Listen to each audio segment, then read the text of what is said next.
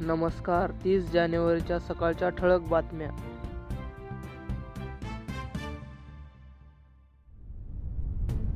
खानदेशात कलिंगड आवक कमी असूनही दर मात्र स्थिर.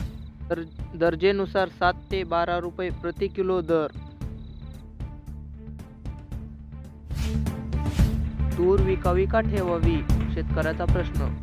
मागील महिन्यात तुरीला 9,000 रुपये दर. तूर आयातीवरून भाजपवर घणाघाती टीका.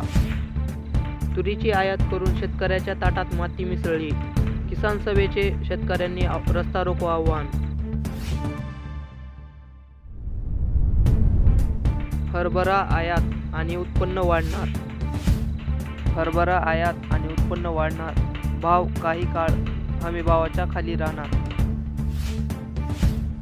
तूर, हरभरा, वाटाणा आयात यंदा विक्रमी होणार. आयात वाढीचा बसतोय शेतकऱ्याला फटका. मका, गव्हाच्या पेरणीत झाली वाढ. कडधान्यालाही पसंती तर तेलबियाचे पिकाची लागवड कमी.